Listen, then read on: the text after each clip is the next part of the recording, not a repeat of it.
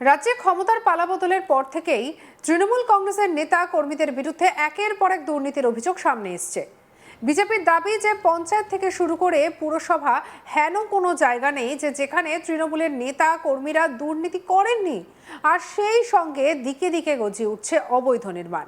আর ঠিক সেই সমস্ত ঠিকানার খোঁজ পাওয়া মাত্রই বিজেপির জনপ্রতিনিধিরা সেই সমস্ত অবৈধ নির্মাণ বুলডোজার চালিয়ে একেবারে ভেঙে গুড়িয়ে দিচ্ছে। আর এবার সন্ত্রাস, প্রতারণা এবং ভোটারদের প্রভাবিত করার অভিযোগে গ্রেপ্তার তৃণমূল শ্রমিক সংগঠনের একজন নেতা। ধৃতের নাম শেখ ওয়াসুল।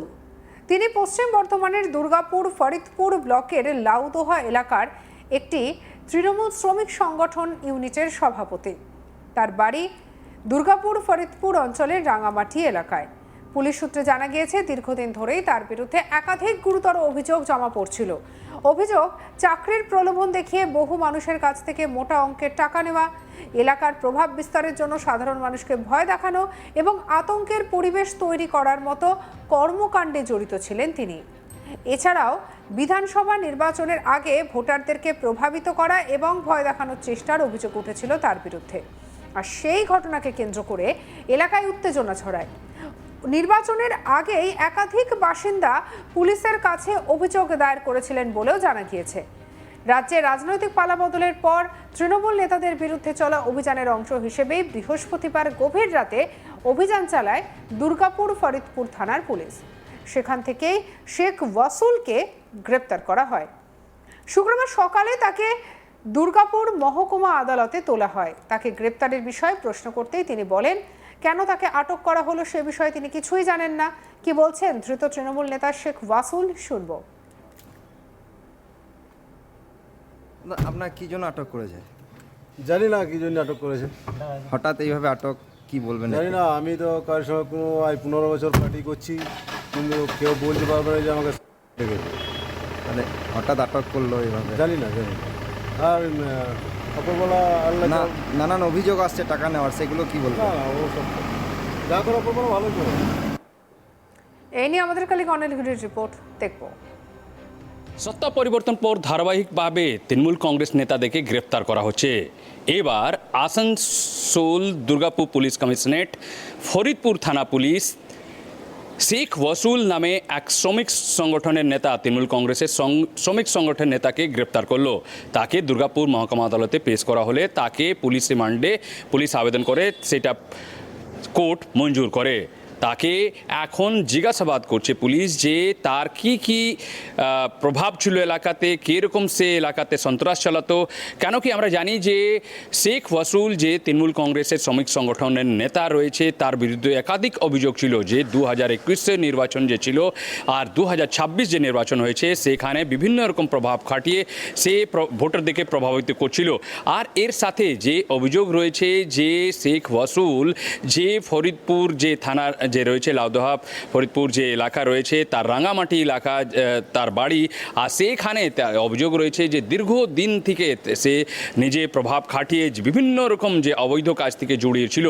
আর তার সাথে সাথে যে পুলিশ সূত্র থেকে জানা গেছে যে তার উপরে যে থানাতে লিখিত অভিযোগ পড়েছে যে চাকরি দেওয়ার নাম করে বিভিন্ন লোক কাছ থেকে সে টাকা আদায় করেছিল, কিন্তু সে টাকা নিল যে তাদেরকে চাকরি দিতে পারেনি। আর বিভিন্নবার তাকে যোগাযোগ করা হলো, সে টাকা ফেরত দেয়নি। আর তারপর তার বিরুদ্ধে যে লাউদোহা থানা যে রয়েছে লাউদোহা ফরিদপুর, সেখানে লিখিত অভিযোগ করা হয়েছিল।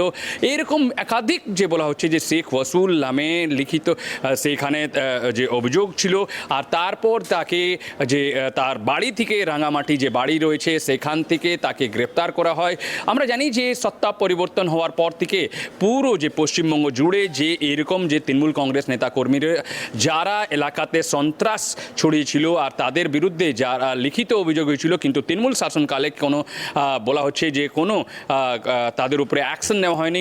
যখন রাজ্যে পরিবর্তন হয়েছে ভারতীয় জনতা পার্টির শুভেন্দু অধিকারীর নেতৃত্বে, সেখানে রাজ্যে সরকার গঠন হয়েছে, তার প্রতীকে আমরা দেখছি যে পুরো অ্যাকশন মোডে রয়েছে রাজ্য সরকার আর রাজ্য পুলিশ। আর রাজ্য পুলিশ পুরো এলাকা থেকে আমরা দেখতে পাচ্ছি যে যেখানেই এরকম অভিযোগ আসছে যে তৃণমূল কংগ্রেস নেতারা যে এতদিন 15 বছর বলা হচ্ছে যে সন্ত্রাস চালিয়েছিল, কিন্তু তৃণমূল শাসনকালে তাদের বিরুদ্ধে কোনো অ্যাকশন হয়নি। বিভিন্ন এলাকা, এই পুরো এলাকাতে তাদের বিরুদ্ধে যে অভিযোগ রয়েছে যে তোলাবাজি থেকে শুরু করে এলাকায় অত্যাচার চালাতো, কিন্তু মানুষদের উপরে সন্ত্রাস করা সত্ত্বেও তাদের উপরে অ্যাকশন হতো না। কিন্তু নতুন সরকার আসার পর এই সব লোকদের উপরে কন্টিনিউ আমরা দেখছি যে তাদের উপরে অ্যাকশন হচ্ছে। এর আগেও আমরা দেখছি যে পশ্চিম বর্ধমান জেলা জুড়ে বিভিন্ন, যেহেতু আমরা জানি যে শিল্পাঞ্চল এলাকা রয়েছে, এখানে কয়লা খনি রয়েছে, এখানে লোহা ব্যবসা রয়েছে, আর এই সব ব্যবসার সঙ্গে জড়িত যারা যারা রয়েছে তাদের বিরুদ্ধে অ্যাকশন শুরু হয়েছে।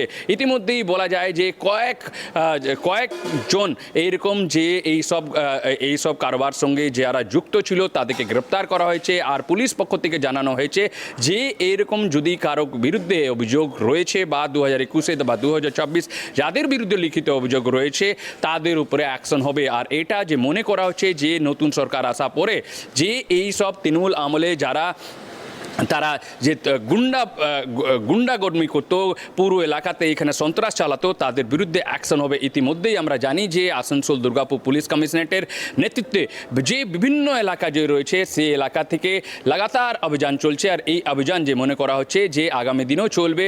ইতিমধ্যেই আমরা জানি যে আসানসোল দুর্গাপুর পুলিশ কমিশনারেট বড় বড় তাবড়তোড় নেতাকে গ্রেপ্তার করেছে। আসানসোল থেকেও আমরা দেখেছি যে রাজু আলুওয়ালিয়া যে তৃণমূলের শ্রমিক সংগঠনের নেতা ছিলেন তাকেও গ্রেপ্তার করেছিল। এছাড়াও আমরা দেখেছি যে ব্লক সভাপতি থেকে শুরু করে যে তৃণমূল কংগ্রেসের বড় বড় নেতাকে গ্রেপ্তার করা হয়েছে। আর এছাড়াও যে অবৈধ কয়লা ব্যবসা থেকে শুরু করে বালি ব্যবসা থেকে, যে স্ক্র্যাপ ব্যবসা থেকে জড়িত ছিল তাদেরকে গ্রেপ্তার করা হচ্ছে। আর মনে করা হচ্ছে যে এইরকম অভিযান আগামী দিন আরও চলবে। কিন্তু এটা নিয়ে আমরা দেখেছি যে রাজনীতি তরজাও রয়েছে, যে বলা হচ্ছে যে তৃণমূল কংগ্রেসকে মিথ্যা মামলায় ফাঁসানো হচ্ছে।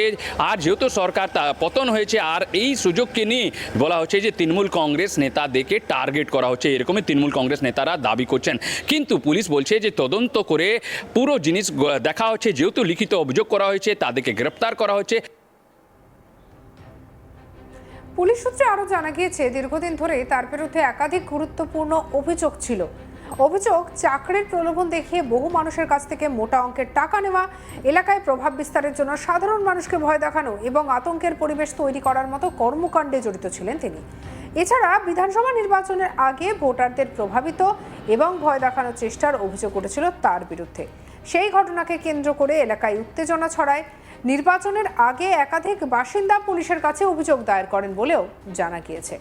রাজ্যে রাজনৈতিক পালাবদলের পর তৃণমূল নেতাদের বিরুদ্ধে চলা অভিযানের অংশ হিসেবে বৃহস্পতিবার গভীর রাতে অভিযান চালায় দুর্গাপুর ফরিদপুর থানার পুলিশ। আর সেখান থেকে শেখ ওয়াসুলকে গ্রেপ্তার করা হয়। সঙ্গে রাখুন আজ তাক বাংলাকে অন্যান্য খবরের জন্য সাবস্ক্রাইব করতে ভুলবেন না।